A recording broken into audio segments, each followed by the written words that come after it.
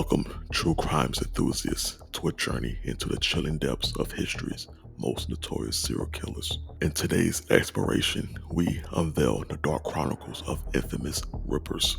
Brace yourself as we delve into the sinister tales, hunting legacies, in the minds of those who earned their place in the halls of terror. Don't forget to subscribe. In the dark corners of true crime history, there lurks a man with an eerie obsession, Charles Albright, a man who would remove the eyes from dolls and photographs. What's more chilling, he did the same to his victims. In the annals of criminal history, few characters are as intriguing and disturbing as Charles Frederick Albright. Born in the mid-30s in Dallas, Texas, Charles would grow up to be a man of many contradictions, a man whose disturbing obsession with eyes would leave an indelible mark on the annals of true crime. Charles Albright wasn't just a man with an eye for detail, he was a man with an obsession for eyes. From his early days, he'd meticulously remove the eyes from dolls and photographs, an eerie foreshadowing of the gruesome acts he would later commit. But Charles's peculiar fascination didn't stop at inanimate objects. His obsession took a dark and horrifying turn, leading him down a path of unimaginable brutality. In the early 90s, Charles Albright was convicted for the murder of Shirley Williams, a known prostitute. But this wasn't a solitary act of violence. It is believed that Albright was responsible for the deaths of two other women, Mary Pratt and Susan Peterson, both of whom shared the same fate as Williams. Again, the eyes of the victims were missing, surgically removed with an unnerving precision that hinted at the perpetrator's disturbing fascination. But why the eyes? Why this specific obsession? The answer remains as elusive as the man himself. Theories abound, but the truth lies buried within the twisted mind of Charles Albright. Yet despite the horror of his actions, Albright serves as a chilling reminder of the depths to which the human mind can descend when consumed by obsession. His story, while deeply unsettling, provides a stark study of the human capacity for evil when distorted by a perverse fascination. Let's delve deeper and uncover the life of this enigmatic individual, the man known as the Eye Collector. Born on August 10, 1933, Albright was adopted by Dell and Fred Albright. His childhood was far from ordinary. Raised by a school-teacher mother and an ordinary father, Charles's early years were marred by a strict and overbearing upbringing. Dell Albright was not just a mother, but also an overzealous educator, accelerating Charles's education to such an extent that he skipped not one but two grades. But this early jumpstart to his education came with a price. In his teenage years, Charles had already delved into the world of petty theft. By the tender age of 13, he had been arrested for aggravated assault. At 15, while his peers were just navigating through the trials of high school, Charles had already graduated and was forging his way into North Texas University. Before he even reached adulthood, Charles had been caught with stolen cash from a cash register, 2 handguns, and a rifle. This led to his first taste of incarceration, spending a year behind bars at the young age of 16. But this did not deter him.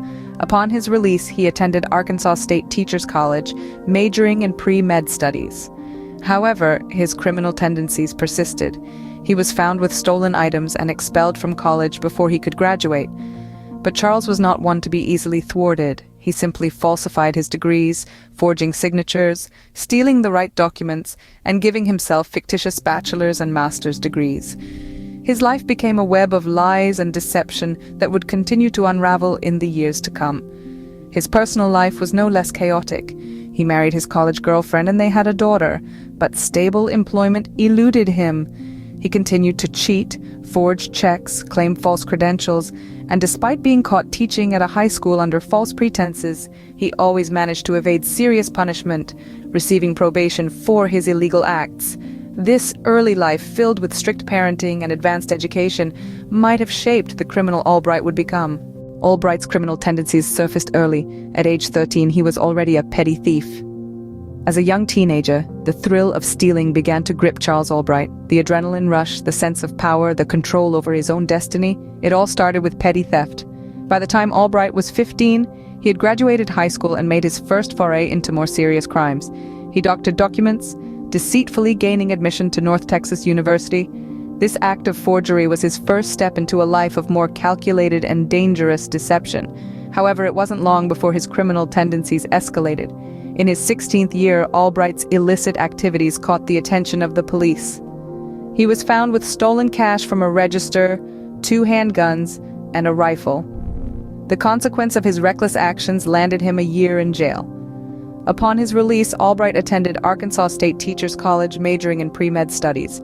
But old habits die hard, and he was soon found with stolen items once again. He was expelled before he could graduate.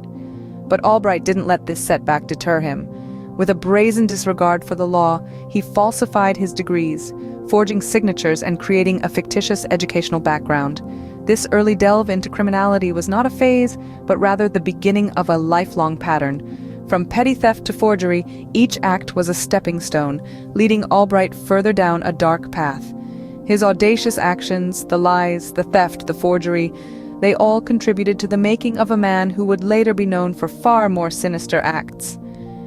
Albright's life of crime was not marked by a series of isolated incidents, but rather a continuous thread of deceit and lawlessness. His ability to evade the consequences of his actions only seemed to embolden him, leading him to believe he was untouchable. This early criminal behavior was just a glimpse of the notorious criminal Albright would become. From petty theft to forgery, his actions were a harbinger of the horror that was yet to come. A life of crime had begun, a life that would eventually lead to the most heinous acts imaginable. Albright's life was a web of deception, filled with stolen identities, forged degrees, and a series of failed jobs. Charles Albright was a man who thrived on deceit, a master manipulator who could charm his way into or out of almost any situation. In his early adult life, Albright married his college sweetheart, a teacher. Together, they had a daughter. However, the facade of normality was just that, a facade. Behind closed doors, Albright was unable to hold down a steady job, constantly being caught in a cycle of deception, cheating, and forgery. He was even caught teaching at a high school under false credentials, a shocking revelation that led to his dismissal. His marriage, like many aspects of his life, was built on a foundation of lies and deceit. Unable to maintain the illusion of a happy home, Albright and his wife separated in 1965, finalizing their divorce in '74. But even the end of his marriage didn't slow Albright down. He was soon caught stealing hundreds of dollars worth of merchandise from a hardware store, resulting in a 2-year prison sentence. But true to form, Albright was out in less than 6 months. After his mother's death in 1981, Albright's behavior took a darker turn. During a visit to friends, he sexually molested their 9-year-old daughter. Despite being reported and prosecuted, Albright pled guilty and received only probation. He later claimed to be innocent, arguing he had pled guilty merely to avoid the hassle. In 1985, Albright met a woman named Dixie in Arkansas. She soon moved in with him and before long was financially supporting him. Albright took an early morning paper route, a seemingly innocuous job that allowed him to visit prostitutes without arousing suspicion. Despite his life of crime, Albright managed to avoid severe punishment, but his darkest deeds were yet to be revealed. In the 1990s, Albright's crimes took a horrifying turn. He started targeting prostitutes, leaving a chilling calling card: their eyes surgically removed. The first known victim was Mary Pratt, a 35-year-old prostitute from Dallas's Oak Cliff neighborhood. Her lifeless body was discovered in December of 1990, lying face up, dressed in nothing but a t-shirt. A single .44 caliber bullet had been fired into the back of her head. But what truly shocked investigators was the precision with which her eyes had been surgically removed, leaving little trace on the eyelids. The eyes were nowhere to be found. Just 2 months later, in February of 1991, another prostitute named Susan Peterson was found under eerily similar circumstances. Almost naked, her t-shirt was pulled up in a display of macabre exhibitionism. She had been shot 3 times, once in the top of the head, once in the left breast, and once point blank at the back of her skull. The bullets had claimed her life, but not before the killer had taken her eyes, just like he had done with Mary Pratt. These horrifying crimes sent shockwaves through the community. A serial killer was on the loose, a man with a chilling fascination for eyes and a penchant for brutal violence. The fear was palpable. Who would be next? But the reign of terror was soon to end. The similarities between the 2 murders and the unique modus operandi pointed to one man: Charles Albright. The evidence was mounting, and soon the law caught up with him. Albright's chilling crimes shocked the nation, leading to his arrest and conviction and earning him a place in the annals of America's most notorious killers. What drives a man to become a monster? To commit heinous acts against the very fabric of human decency? Today we delve into the chilling tale of Antonis Daglis, a man who carried the notorious moniker of the Athens Ripper. This is a story that begins in the early 90s, in the bustling city of Athens. A truck driver by trade, Antonis Daglis operated under the cover of night, preying upon the city's unsuspecting prostitutes. His reign of terror spanned from 1992 to 1995, but his criminal behavior stretched back even further. By the tender age of 14, Daglis had already begun his journey into the world of crime, graduating from juvenile offenses to more violent acts as he grew older. In 1988, Daglis was charged with the seduction of a minor. The following year, his violent tendencies escalated, resulting in his arrest for attacking a group of men with a knife in the heart of Athens, at the Zappeion. However, it was the case of an Englishwoman named Anne Hampson that finally led to his downfall. Arrested for her rape and abduction, Daglis found himself under the scrutiny of the law once again. But this time, the police were about to uncover a much darker side to this seemingly ordinary truck driver. Upon his arrest, Daglis confessed to the rape, strangulation, and dismemberment of 2 women, as well as the attempted murder of 6 others. He admitted to robbing all 8 women, a shocking revelation that painted a grim picture of his violent spree. The names of his victims were Eleni Panayotopoulou and Athena Lazarou, both in their late 20s. Daglis confessed to dismembering their bodies with a hacksaw before disposing of their remains around the city.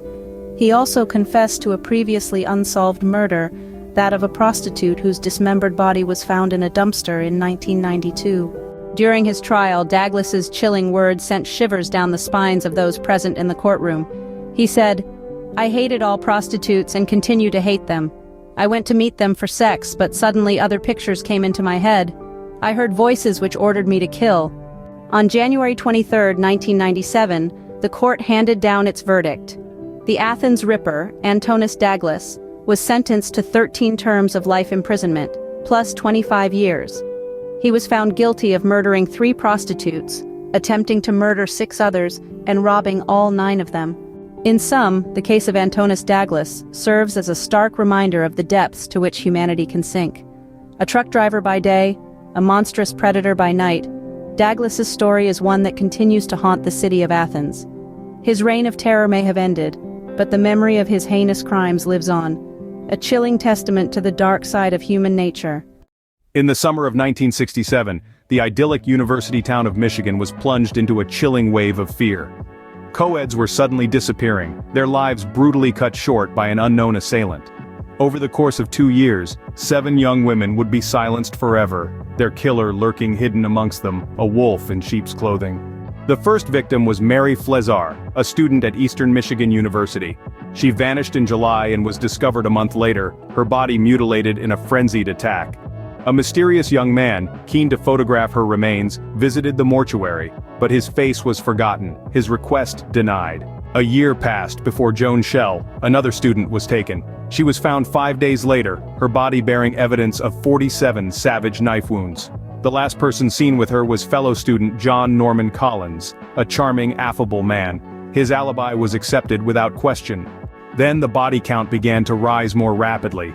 Jane Mixer was found strangled, a nylon cord twisted around her neck, a bullet lodged in her skull. Marilyn Skelton, just 16, was discovered bludgeoned, her body violated in a horrifying manner. Dawn Basom, a mere 13 years old, was found strangled with an electrical cord, her sweater discarded in a nearby farmhouse. The killer, emboldened by his freedom, began to taunt the police. He left clothes at the farmhouse, a sinister calling card. Then he set the farmhouse ablaze, leaving 5 lilac blossoms, one for each victim, in a chilling display. Alice Calum was next, her body discarded in a vacant field, bearing the brutal hallmarks of the killer. Finally, Karen Beinman disappeared from her dorm at EMU. She was found 3 days later, her body bearing the scars of a brutal attack. Her underwear, covered in short, dark hairs not her own, was discovered stuffed inside her. The turning point came when State Police Corporal David Leake returned from vacation. He found his basement floor splashed with black paint, carelessly spilled by his wife's nephew, John Collins. who had been looking after their dog. Upon hearing that Collins had been questioned in relation to the killings, Like scraped away the paint, uncovering peculiar brownish stains beneath. This was the beginning of the end for John Norman Collins. His reign of terror had come to a chilling close, his careless mistake leading to his eventual capture. A charming young man, a trusted friend and student, he had hidden a dark secret beneath his affable exterior. The fear that had cloaked Michigan lifted, but the memory of the co-ed killer would forever remain.